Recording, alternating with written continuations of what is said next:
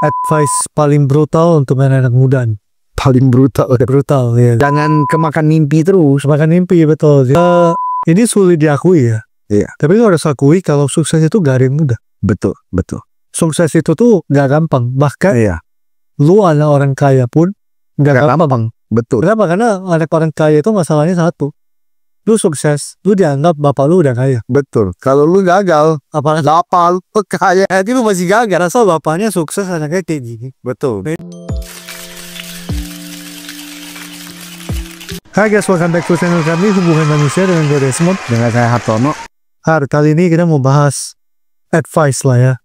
Ini Iya. advice paling brutal untuk anak-anak muda. Paling brutal. Brutal ya. Jadi jangan benci kita ya. Jangan benci, tapi teman-teman mungkin jangan dengar di orang lain, jangan dengar di luar. Tapi kita bahas realita lah, paling realistis. Jadi teman-teman nih Belajar untuk realistis. ya jangan Jangan kemakan mimpi terus. makan mimpi, betul. Jadi apa yang kita ngomong ini ya menurut kita apa adanya. Iya. Nah jadi semoga apa yang disampaikan ini bisa masuk nih. Betul. Karena teman-teman merasa ini masuk akal, bermanfaat, nah teman-teman boleh share ke teman kalian yang butuh dengerin video nanti. Nah yang pertama, ini sulit diakui ya. Iya. Tapi lo harus akui kalau sukses itu gak ada yang mudah. Betul. Betul. Sukses itu tuh gak gampang. Bahkan Iya. lu anak orang kaya pun gak gampang. Betul. Kenapa? Karena anak orang kaya itu masalahnya satu. Lu sukses, lu dianggap bapak lu udah kaya. Betul. Kalau lu gagal, Apalagi bapak lu kaya. itu lu masih gagal. Asal bapaknya sukses, anaknya kayak gini. Betul. Nah ini masalah problem mungkin anak-anak orang yang Anak-anak orang kaya. Biasanya yang gue temuin. Desmond sering temuin, gue jarang. Gue kan mungkin tuh dari keluarga biasa-biasa ya, iya biasa juga. Jarang. Jarang, iya. Jadi gak ketemu. Pengen ketemu juga sih. Enak ya wadah. Enak juga. Masalah kayak gitu paling enak. Masalah hidupnya kayak gini gue sih pengen. Kayak yang penting gue pengen bikin apa namanya, bikin orang tua gue bangga gitu. Aku pengen mobil Mercy gue dibeliin bokap. Aku gak bisa rasain kayak gitu. Iya, aduh, berat ya. Nah jadi yang pertama itu ya sukses itu gak mudah lah ya. Maksudnya yang kita lihat di misal baca di buku atau apa, atau melihat di film, orang dari zero to hero itu tuh Iya. ada, tapi sebenarnya realitanya itu mungkin 1 banding sekian. Iya. Angkanya berapa kita nggak tahu itu. Gak sesimpel itu.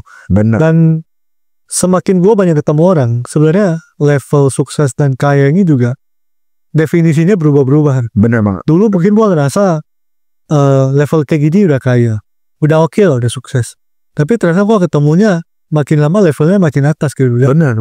Kehidupan yang gue bayangin, yang dulu gue pikir kayak gini nih oke, ternyata nggak juga. Macam-macam gitu. Betul. Nah menurut lu gimana?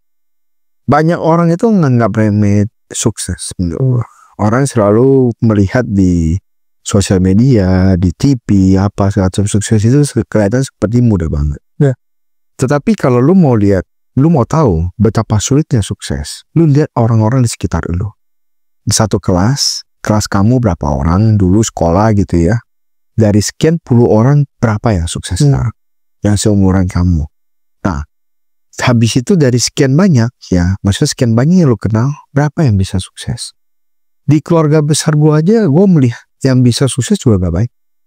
Gitu. Nah, itu satu. Kedua, kalau kita dengar cerita di luar sana, yang kita gak kenal orangnya, sukses itu selalu mudah banget. Tapi kalau orang yang kita kenal, biasanya suksesnya gak mudah. Contoh, salah satunya Ade Desmond ya. Kan lumayan sukses ya. Jadi waktu dulu itu kita zaman sekolah itu, kita mau ajak dia pergi makan aja, dia selalu kerjain PR. Ya. Dulu market, arsitektur, gitu-gitu loh. By the way, kalau kalian mau arsitek, boleh sama Desmond. Bisa sekarang pakarnya banget nih, bener gak, Wan? Bisa desain ya. Desain, bisa maksudnya bantu kalian kontraktor juga gitu, dan udah cukup berpengalaman lah ya. Tetapi ya intinya begitulah, sukses itu gak pernah mudah. Terus orang-orang yang gua kenal dari dulu memulainya juga gak pernah mudah. Salah satunya bibi gua juga gitu. Bibi gua dulu pertama kayak datang ke Jakarta itu dia baru-baru mulai merintis. Nah, gua bisa lihat bahwa kita itu sampai buka gudang itu hampir 24 jam. Jam berapapun orang mau datang ngambil barang kita sedia. Terus kita juga muternya juga susah dananya. Maksudnya sampai karena kebetulan pembeli kita juga baik-baik, jadi mereka itu pembayarannya lancar untungnya. Jadi maksudnya gak segampang yang lo kira gitu loh. Itu pun berpuluh-puluh tahun bibi saya itu masih pakai mobil Kijang Innova dulu. Sekarang Alphardnya 3. Cuma dulu Kijang Innova berpuluh-puluh tahun loh itu kita Padahal pakai. kalau lihat ujungnya ya gak lihat di proses dia. Kalau orang dari luar pasti ngomong bibi saya hoki, menurut saya enggak, dia memang punya skill. Dia maksudnya pintar jualan, pintar maksudnya ngatur ini, pintar ngatur sebuah perusahaan gitu loh. Jadi gak segampang yang lo orang kira. Tapi ada sebuah kebiasaan ya. Orang itu pengennya itu merasa sukses itu gampang, sehingga mereka menjustifikasi effort yang mereka lakukan untuk sukses. Jadi mereka itu melakukan effort yang kecil, tapi berharap bisa sukses juga. Jadi sering ngomong orang lain itu suksesnya karena hoki, karena beruntung. Padahal enggak, karena kerja keras. Karena dia kerja keras melebihi semua orang yang sekitar dia. Sesimpel itu sebenarnya. Jadi kalau buat kalian nih anak muda ya, apalagi kalian baru lulus gitu ya, jangan malas-malasan. Langsung begitu lulus mulai kerja. Mulai kerja, mulai lakukan apapun yang lu bisa untuk bisa sukses gitu loh. Lu orang masih perlu mencicipi banyak banget kegagalan sebelum lu orang mencicipi yang namanya sukses gitu. Jadi jangan buang waktu juga, kira-kira seperti itu lah. Iya. Dan apa ya, menurut gue juga sebenarnya definisi sukses ini juga soalnya sebagai sebuah destinasi gitu. Kayak lu capai situ, lu nyampe selesai gitu. Padahal kalau makin gua ngerti itu sebenarnya sukses itu ya kalau bisa setiap hari. Iya. Maksudnya ya lu tiap hari paling gak lu lakuin porsi lu yang terbaik aja. Betul. Menurut gua ya itu bisa definisikan untuk sukses juga. Betul. Karena ujung-ujungnya kan hasil dari yang kita kumpulin tiap hari ini. Iya. Nah tapi kalau tiap hari ini kita misal komitmen, let's say kalau konten kreator tiap hari gue bikin 2 video, 3 video. Iya. Ya itu yang lu lakuin. Dan lu lakuinnya benar-benar lakuin yang terbaik. Betul. Seversi lu gitu. Iya. Dan makin lu asal kan setahun 2 tahun kemudian video lu makin berkualitas. Betul. Nah itu yang ujung-ujungnya lu makin baik. Ataupun lu jualan sesuatu ya tiap hari lu jualan. Sampai nanti pun 2-3 tahun kemudian, 10 tahun kemudian lu sangat-sangat jago dalam menjual. Dan lu begitu mengerti apa yang customer lu butuh. Benar, itulah prosesnya seperti itu. Nah yang kedua, bagaimana lu memperlakukan orang lain. Itu mencerminkan bagaimana orang lain akan memperlakukan lu juga. Betul. Nah jadi Betul. kalau kitanya juga sombong atau ngerasa diri kita paling penting, harus semua orang harus servis kita, Terus lu minta dihargai lagi. lu minta dihargai, apa ya, lu jangan heran nanti orang yang memperlakukan lu juga Males gitu. Karena kayak lu bayangin aja orang kayak gituin lu ya bakal suka gitu. Nah gimana dulu, ada pengalaman gak ini? Ini gue paling sering temui. Oke. Jadi kalau saya sendiri ya, dulu maksudnya waktu zaman saya kerja, walaupun kita punya sekretaris, saya gak pernah tuh panggil sekretaris saya tuh kayak, kamu gini enggak, boleh gak minta tolong kayak gini. Orang selalu berpikir dengan gua kayak gitu sekretaris gua akan melunjak. Kenyataannya sekretaris gua justru semuanya baik banget sama gua, gak pernah nolak kerjaan gua, gak pernah, dan gua selalu kasih lebih biasanya. Jadi dari kantor udah kasih gaji, gua masih kasih lebih gitu. Tetapi orang selalu berpikir, kalau lu gituin apa dia akan meludak? Lu kalau sama karyawan baik, apa karyawannya gak jadi kelewatan? Tapi kenyataannya kebalik. Justru karena gue baik sama dia juga baik banget sama gue. Pernah tuh gue sekali tuh kejadian, jadi ya di hari libur gitu ya, itu gue butuh sesuatu yang sangat urgent. Cuma gue sebenarnya sangat menghindari untuk cari sekretaris gue di hari libur, karena gue tahu bahwa itu hari libur gitu. Tetapi gue gak ada jalan keluar lain nih. Gue chat dia, gue bilang sorry banget nih Bu, ini kebetulan saya harus ini. Hari itu dia langsung ke warnet terdekat dari rumah dia untuk beresin kerjaan gue. Dan dia gak pernah, kan gue telepon minta maaf dong. Dia bilang, gak apa-apa Pak, ini gak susah kok, kebetulan warnetnya cuma di sebelah rumah saya, apa semacam. Lu orang bayangin gitu loh, bagaimana kita memperlakukan orang, begitu juga orang itu memperlakukan kita gitu. Ini sebenarnya juga kayak misal kita ketemu klien lah. Kita ketemu customer, lu bayangin customernya ada aja kan yang ribet banget. Iya. Kayak dia perhitungan banget nih. Ini gimana? Ini gimana? Kita yang servicing sebenarnya secara langsung atau gak langsung kan pasti kita kayak kita udah males nih bertabat. Lalu pasti kita juga attitude ke dianya juga Udah minim effort. iya kita ya udah sini kalau bisa selesai cepet. Iya, bisa udah mau berlama-lama. Sebaliknya nih kalau ini klien tipikalnya hai banget. Kita kasih effort lebih nih. Iya. Kita pasti ngerasa wah dia misalnya ini orang baik banget lah. Iya. Ini kita mau effort lebih untuk dia walaupun gak diminta. Sebaliknya yang soalnya mintanya banyak banget dan ribet banget. Kita makin males gitu. Betul. Maksudnya hukumnya kan kurang lebih seperti itu. Betul. Tetapi orang kadang-kadang banyak orang berpikir dengan gua galak gua bisa dapat apa ya. Iya. Padahal gak selalu. Gak selalu. Orang itu kasih lu minimal. Mungkin lu dapat di saat itu tapi sekali aja. Iya. Karena lu next time lu udah Orang udah males. Betul. Biasanya gitu. Jadi pernah suatu kali ya, gua itu pas sanggit dulu Mon. Pas Desmond sanggit ya. Jadi gua kan nginap di hotel dekat tempat Desmond. Ya.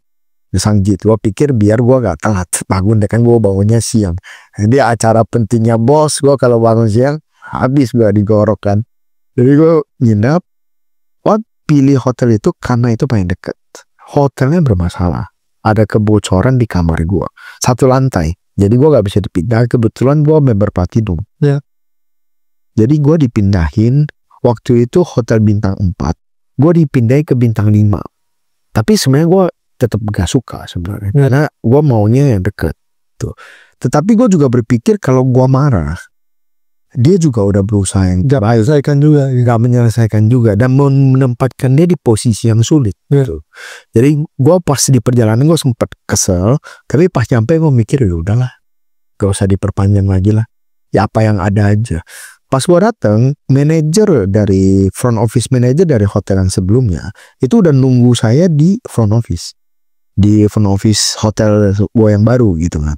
Dia datang, dia ngomong saya, maaf banget pak, ini saya benar-benar minta maaf, saya tahu bapak member ini gitu kan, tapi saya benar-benar gak bisa taruh bapak di kamar itu karena kalau saya taruh itu nanti pasti bapak terganggu selama nginap. Gue pikir udahlah gak usah diperpanjang, udah gak apa-apa. Yang penting saya tetap bisa nginap aja malam ini gitu kan. Ternyata dia baik banget, dia mau siapin transport. Waktu itu kamar gua kan hotel bintang 4 bintang 5 udah upgrade. Terus dapat sarapan, dapat makan malam, apa segala macem gitu ya. Berarti gua udah menang banyak sebenarnya. Iya. Udah cuan banyak lah. Habis itu besoknya gua kan balik lagi tuh ke hotel yang bermasalah itu. Ya. Gua dikasih presiden suite-nya di orang. Oh, Gede banget. dia siap teriak lagi ya. Siapa? Ambilnya paling tinggi lagi. Dia bilang ke gua, ini kamar kita cuma yang paling tinggi itu cuma sampai selevel ini pak.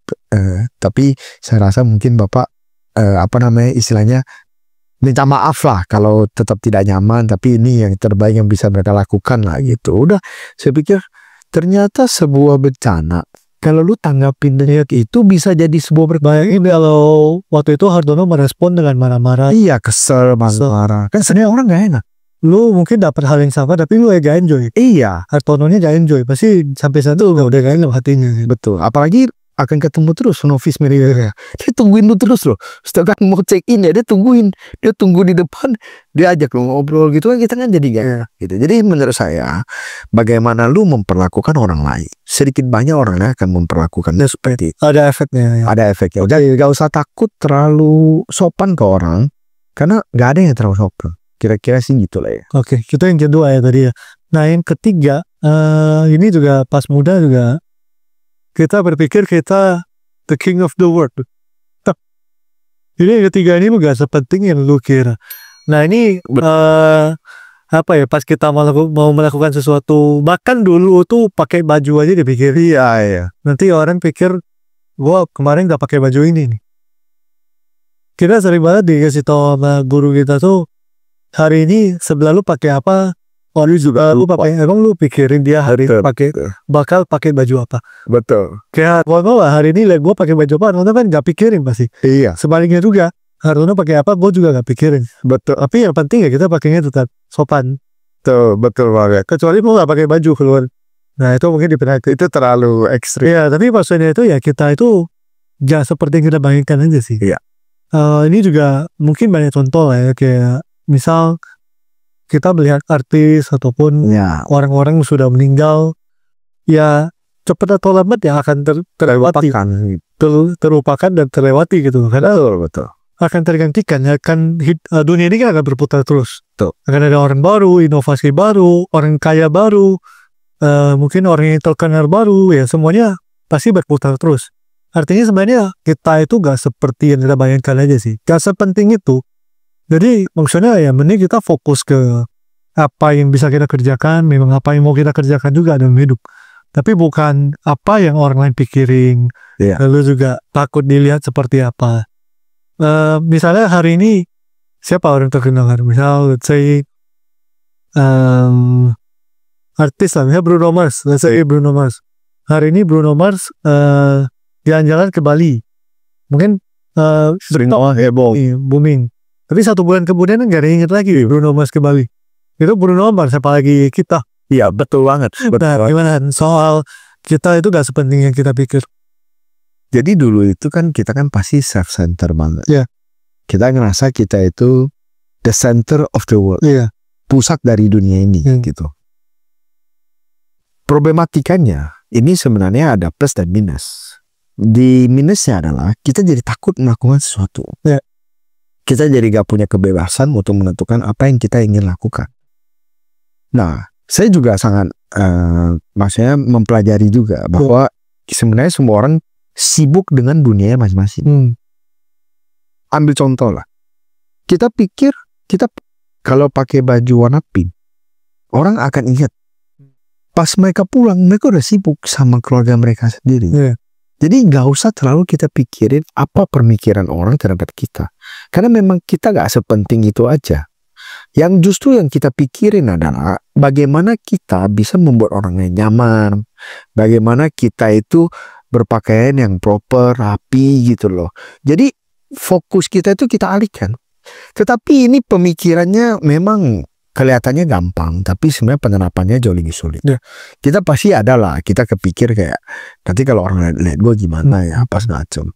Ambil contoh, kita bikin kesalahan di kantor, kan ya. Kita bikin kesalahan di kantor, kita itu numpahin kopi, gelasnya pecah, gitu kan. Terus bos kita bilang gak apa-apa, gitu. Habis itu kita kepikiran, wah ini bos saya pasti pikirin terus nih. Si Hartono nih pecahin gelasnya belinya dari impor lagi dari Eropa. Atau gue dipikir gak becus, kayak masa bikin kopi aja bikin. Pasti dipikir. Lu tahu gak, bos lu pas pulang dia mikirin apa? Anak gua kenapa ya sekolahnya nilainya cuma dapat 50. Kayak gitu. Bahkan bisa jadi lo minggu depan bos lu pasti tanya, iya gak siapa yang pecahin gelas? Gak ingat. Karena memang lu gak sepenting itu aja. Cuman kalau lu memang pecahin gelas, lu beresin, lu minta maaf, udah gitu loh. Nantinya kayak gimana ya lu gak bisa kontrol. Tetapi lu harus tahu satu hal, lu gak sepenting yang lu kira. Begitu juga lu bikin konten seandainya. Buat kalian-kalian yang mau bikin konten, mungkin halangan terbesar adalah gimana nanti kalau saudara saya lihat konten saya. Yeah. Percaya sama gua, saudara lu belum tentu lihat pun dia orang swipe gitu loh. Karena memang kita gak sepenting itu aja. Bukannya karena kita apa gitu loh, kurang hebat atau apa, gak sepenting itu. Realitanya begitu. Betul. Bahkan ya, gue pernah tanya nih beberapa saudara gue ya. Gue tau gak sih konten wah akhir-akhir itu kasar banget. Masa sih yang mana? Berarti dia gak nonton. Jadi bagus dong. Ternyata kita gak sepenting itu aja gitu loh. Mereka mungkin punya hobi yang lain. Nah ini yang membuat banyak anak muda itu jadi takut berkreasi, takut beraktivitas, takutnya itu nanti dikira orang seperti apa. Padahal gak juga. Karena kita gak sehebat itu untuk dipikirin semua orang. Kayak gitu sih. Oke. Nah itu yang ketiga ya. Jadi kita ini gak sepenting itu. Jadi teman-teman lebih cepat move on aja gitu. Apa perlu lakukan. Nah yang terakhir ini sebenarnya banyak banget orang sekarang itu mendengungkan soal work-life balance. Ini penting gak penting, tapi jangan berlebihan sebenarnya. Betul. Work-life balance ini agak overrated. Betul. Jadi sebenarnya berlebihan gitu loh. Berlebihan. Kayak dikit-dikit work-life balance, Iya. itu healing. Iya. Nah, kalau kita melihat, terutama saya pas muda sih. Iya. Pas muda itu di saatnya kita itu mencoba banyak hal, lalu juga jatah gagal kita juga masih banyak. Betul. Karena kita masih gimana pun masih paling tidak mengcover diri sendiri. Iya. Ya mungkin ada kondisi orang yang harus mengcover banyak hal, tapi paling tidak ini kebalikan mungkin masih mengcover diri sendiri. Betul. Nah di saat itu tuh sebenarnya jangan terlalu banyak santai menurut gue. Iya. Tapi dulu ya gue juga gak terlalu paham ini sih. Gue juga banyak menghabiskan waktu gue untuk santai gitu. Santai. Banyak hal yang gue Kita habiskan sia-sia. Nah jadi seandainya kalau dulu bisa paham ya gue lebih banyak coba. Lebih banyak melakukan ya hajar aja dulu gitu. Iya. Karena ya gak ada tanggungan. Betul. Dibanding sekarang ya banyak hal yang perlu gue pertimbangkan sebelum gue make decision gitu. Betul banget. Nah menurut lu gimana? Sebenarnya work-life balance ini menurut gua juga terlalu berlebihan ya. Tidak mungkin kita bisa bikin balance. Iya, gak ada seimbangnya sih. Gak ada seimbangnya, lu timbangannya dari mana? Gitu. Jadi work-life balance ini maksudnya berlebihan lah. Waktu kita bisa flashback ke zaman orang tua kita, mana ada mereka mikir work-life balance. Kalau mereka work-life balance, kita mungkin kelaparan. Udah gak segede sekarang. Mungkin gua udah sekurus responding. Bukan gua selalu ngomong bahwa kan anaknya kan size-nya kayak gua lah gitu ya rata-rata ya. Anaknya 4, size-nya kayak gua. Terus jajannya kenceng lagi dari dulu kan. Dia bilang bahwa kapalnya 6 gak sanggup buat hidupin anaknya 4. Dia sering ngomong. Jadi bokap gua dulu kerja Senin sampai Minggu. Pagi jam 4 itu dia udah bangun gitu. Pulangnya itu jam 9 jam 10 malam. Setiap hari pergi ngelaut nelayan. Mana mikir kayak hari ini Minggu nih libur. Gak usah ngelaut deh. Mana ada. Di kampung gue juga gak ada mall. Jadi dia tiap hari kerja. Dia gak pernah teriak work-life balance. Terus kita juga lihat dia baik-baik aja. Ya. Gak pernah dia kayak stres, depresi. Gak pernah gitu loh. Gak pernah kayak dia bikin mau minggat dari kerjaan dia. Kita aja kebanyakan mikir yang enggak sebenarnya. Ya, sebenarnya berdua pengaruh sosial media sih. Sosial media. Sosial media berperan besar. Iya, sebenarnya selagi lu sanggup, gak ada yang masalah.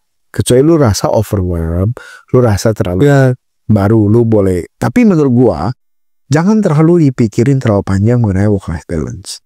Gimana justru lu pikirin, gimana lu bisa berkarya lebih baik, dan lebih baik lagi. Gimana karir lu bisa lebih bagus, dan lebih bagus lagi.